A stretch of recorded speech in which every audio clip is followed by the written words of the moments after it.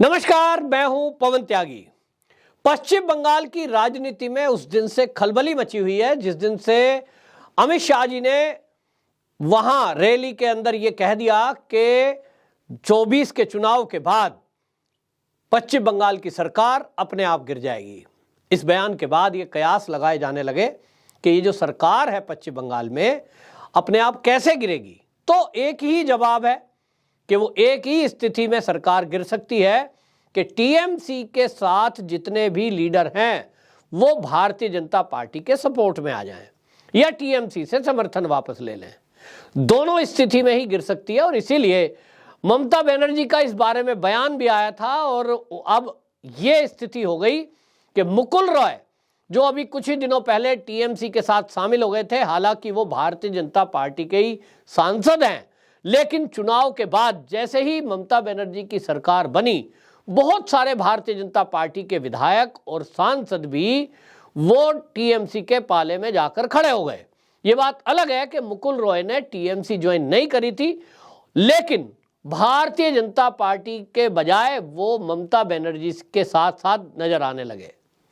अब वो फिर से दिल्ली में नजर आए और वो दिल्ली में कहा यह जा रहा है कि अमित शाह जी से, जेपी नड्डा जी से मिलने के लिए आए थे, जिस पर मीडिया में खबर चली कि वो जो उनका बेटा है वो शुभ्रांशु, उसने ये कह दिया मेरे पिताजी गायब हैं, वो गुमशुदा हैं।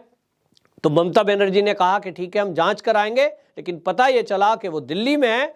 तब पत्रकारों ने दिल्ली में उनसे पूछा, मुलाकात की कि भाई आप यहाँ कैसे आए। तो उन्होंने कहा देखिए, मैं बीजेपी का सांसद हूँ, बीजेपी में था, तो अपने लोगों से मिलने के लिए आया हूं और मेरे रुकने की व्यवस्था हो गई है, निजी काम से मैं दिल्ली आया हूं।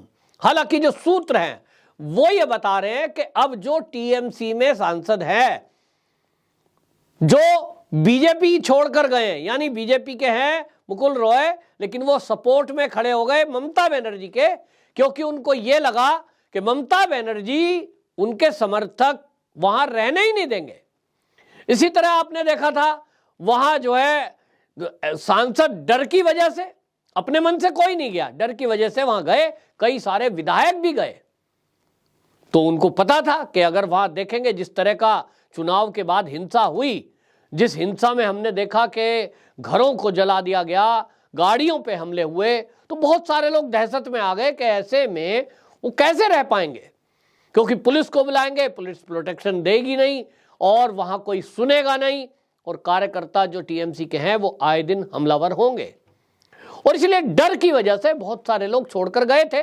भारतीय जनता पार्टी बार बार ये बता रही थी कि जिस तरह का दहशत का माहौल है, हालांकि विधायकों को नहीं जाना चाहिए था टीएमसी में, लेकिन कुछ सांसद ऐसे थे जिन्होंने, विधायक ऐसे थे जिन्होंने टीएमसी ज्वाइन कर ली, लेकिन मुकुल रॉय उनमें से एक हैं जिन्होंने टीएमसी ज्वाइन नहीं करी। तो वो कह रहे हैं कि भाई मैं तो भाजपा का था, भाजपा का हूं, लेकिन यहां जिस तरह से दिल्ली में उनका आना हुआ है उससे ये कयास लगाए जा रहे हैं कि अब 2024 के चुनाव की तैयारियां भारतीय जनता पार्टी की तरफ से लगभग सभी राज्यों में शुरू हो गई है। और ऐसे में जो पश्चिम बंगाल है उसमें भी भारतीय जनता पार्टी एक अच्छी परफॉर्मेंस करने की तैयारी में है। जैसा कि अमित शाह जी हैं, उन्होंने घोषणा की थी और उन्होंने तो ये दावा कर दिया था कि भाई हम जो है यहाँ पर अच्छी संख्या में अपने सांसदों को जिताएंगे। और पश्चिम बंगाल के लोगों को उन्होंने आह्वान किया था कि भाई आप जो है जब हमें यहाँ से ज़्यादा सीट देंगे तो वो स्थिति होगी कि हमारे सांसद होंगे, तो बाकी लोग अपने आप जो टीएमसी के साथ बचे हुए हैं उनमें से जो टीएमसी के सांसद हैं, विधायक हैं, हम ये देख रहे हैं कि उसमें से बहुत सारे लोग तो घपले और घोटाले में फंसे हुए हैं, जिसमें कि ममता बनर्जी के भतीजे तक पे आंच आई हुई है। उनके खिलाफ सीबीआई के सम्मन है, जांच चल रही है, कब जेल चले जाएंगे कोई नहीं जानता।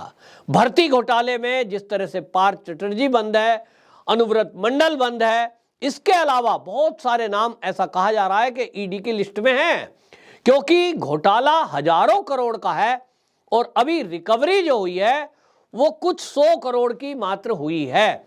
तो ईडी कहती है कि अभी हमें रिकवरी करनी है, वो पैसे रिकवर करने हैं, रिकवर नहीं होंगे तो वो लोग जेल जाएंगे।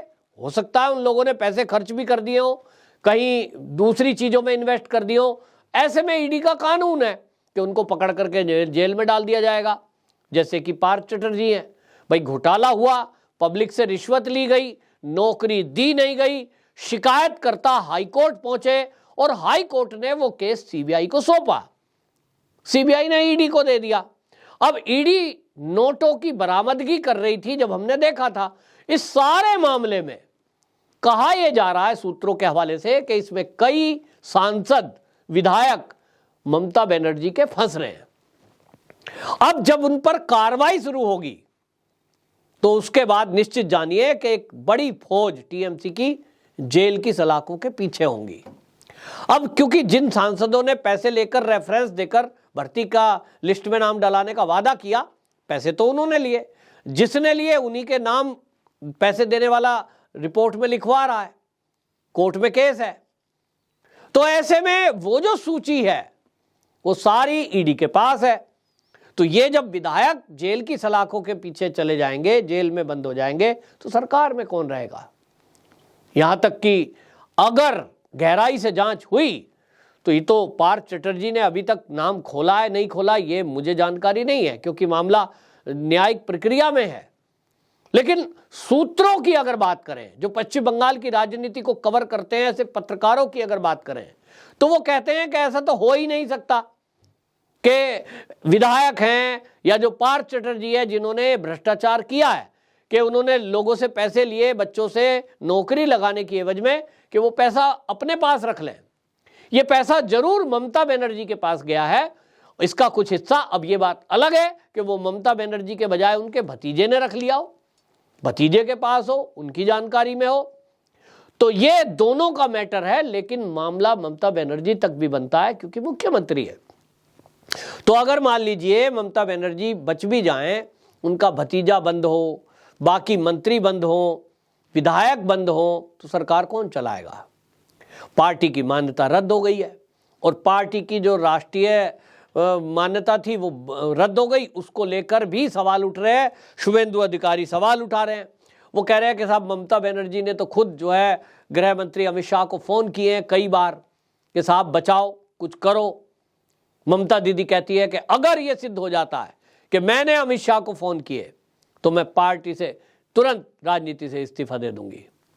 अब ये बात अलग है, अमित शाह जी थोड़ा ही बताएंगे हाँ जी हमें फोन आया। मुख्यमंत्री हैं, एक प्रदेश का मुख्यमंत्री केंद्र के गृह मंत्री से फोन पे बात कर भी सकता है। और जहां तक चुनाव की बात है कि राष्ट्रीय जो उनकी मान्यता थी अगर वो समाप्त हुई है, उस पर बात की है, तो समझ में नहीं आता, क्योंकि वो फैसला तो चुनाव आयोग का था और चुनाव आयोग एक इंडिपेंडेंट संस्था है। तो ममता दीदी क्यों बात करेगी, ये तो बात है। लेकिन हाँ, बात करेंगी तो शायद जो उनके भतीजे के खिलाफ केस चल रहे हैं, जो मंत्रियों के ऊपर केस चल रहे हैं, शायद दीदी कह रही हो। अब ये शायद है, श्योर तो है नहीं कि भाई उस केस में कुछ राहत दी जाए, हमारा नाम ना फंसे तो हम आप जो जैसा कहें वैसा कर लेंगे, ऐसा लगता नहीं है। जो लोग ममता दीदी को जानते हैं वो ये कहते हैं कि वो इस तरह के समझौते करती नहीं है, उनकी आदत में नहीं है। लेकिन हाँ, जिस तरह से अब वो फंसी हुई हैं, जिस तरह से वहां घुसपैठ ये थे, जिस तरह से वहां रोहिंग्याओं ने आतंक मचाया हुआ है, वो जो उन्होंने एक तुष्टीकरण के कारण एक विशेष धर्म वालों को जो खुली छुट्टी दी कि वो जहां चाहे हमला कर दें, जहां चाहे हिंदुओं को परेशान कर दें, अब स्थिति उनके कंट्रोल से बाहर होती जा रही है।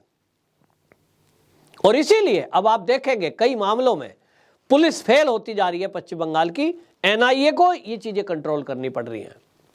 तो ममता बनर्जी को आज नहीं तो कल केंद्रीय एजेंसी को, मुख्यमंत्री को होने के नाते उनको गृह मंत्री से बात करनी ही पड़ेगी कि जी राज्य के हालात बहुत खराब हो रहे हैं, आतंकवादी गतिविधियां बढ़ रही हैं, क्योंकि जिस तरह से अमोनियम नाइट्रेट की वहां मात्रा 27,000 किलोग्राम मिला है, जिस तरह से जिलेटिन की छड़ें मिली हैं, ये इशारा कर रही हैं कि पश्चिम बंगाल इस समय आतंक के काबू में है।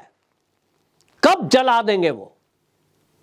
भाई अगर आपकी पुलिस एक्शन में होती तो ये चीजें होती ही नहीं। तो अब ममता बनर्जी को शायद यह आभास होने लगा है कि स्थिति उनके हाथ से बाहर हो गई है। आतंकवादी एक्टिविटी करने वाले लोग सफेद पोश बनकर, भेष बदलकर वो वहां बड़े पैमाने पर छा चुके हैं। केंद्र की मदद के बिना पश्चिम बंगाल को बचाना असंभव है, क्योंकि पुलिस के वश में नहीं है। पुलिस में तो जो लोग हैं वो ममता दीदी के पहले के भर्ती हैं, बहुत सारे लोग तो वो उसी विचारधारा के हैं जो वहां नक्सली विचारधारा, वामपंथी विचारधारा, उस विचारधारा से मिलीभगत है, या तो उससे डरे हुए हैं, या तो ये कह लीजिए कि मौन है। उधर से कार्रवाई उस तरह से होती ही नहीं है। और इसलिए केंद्र की मदद से, यदि मान लीजिए, अब देखिए देश है ये, राज्य की आप मुख्यमंत्री हो सकती हैं, लेकिन देश के मामले में कोई कोताही नहीं बरतनी चाहिए। और हमें ये समझना चाहिए कि राज्य और केंद्र दोनों मिलकर के देश की रक्षा के लिए काम करें, यही देश की बेहतरी के लिए अच्छा है। लड़ाई में आपस में आप राजनीतिक विचारधारा अलग अलग हो सकती है, भाजपा और टीएमसी की, लेकिन जहां देश का मुद्दा है उन दोनों को एक होना पड़ेगा। और इसलिए ममता दीदी को अगर ये समझ आने लगा है तो वो अमित शाह जी से बात करें और स्थितियों को ठीक करें, अगर इसलिए बातचीत की है। लेकिन अगर राष्ट्रीय अपनी मान्यता बचाने के लिए वो कोशिश कर रही है या कोई और समझौते की बात कर रही है, तब ये समझ से परे है। और इसीलिए शुभेंदु अधिकारी का जो दावा है, कहीं ना कहीं उसमें ये बात दिखती है कि अमित शाह जी से बात हुई है, क्योंकि इतने बड़े नेता इस तरह तो झूठ बोलेंगे नहीं। लेकिन अब बात यह है कि जिस तरह से ममता दीदी ने ये दावा कर दिया कि यदि ये सिद्ध हो जाए कि मैंने अमित शाह को कॉल की है, तो मैं राजनीति से संन्यास ले लूंगी, मुख्यमंत्री पद से इस्तीफा दे दूंगी, ये अपने आप में बहुत बड़ी बात होती है। और ये तब बड़ी बात है जब शुभेंदु अधिकारी और अमित शाह दोनों एक ही पार्टी के हैं। अगर कॉल की है और सबूत सामने आ सकता है, तो कुल मिलाकर के लगता है कि ये राजनीतिक बयानबाजी है। बहरहाल अभी फिलहाल सरकार को कुछ होता नहीं दिख रहा है, लेकिन जैसा अमित शाह जी ने कहा था, इसकी संभावना है कि 2024 का चुनाव आते आते अगर एजेंसियां अपनी जांच में तेजी लाती हैं और सबूतों के आधार पर टीएमसी के विधायक, सांसद, मंत्री जेल जाते हैं, तो निश्चित जानिए कि 2024 के चुनाव के पहले ही सरकार गिर जाएगी। अमित शाह जी ने बेशक बाद में कहा है, लेकिन जो हालात दिखाई दे रहे हैं, जिस तरह के घोटाले खुले हैं, उसको देखते हुए तो यही लग रहा है कि अगले 6 महीने के अंदर कभी भी ये एजेंसियां जब एक्टिव होंगी तो ममता दीदी की सरकार गिर सकती है। आपकी क्या राय है? कमेंट बॉक्स में जरूर बताएं। वंदे मातरम।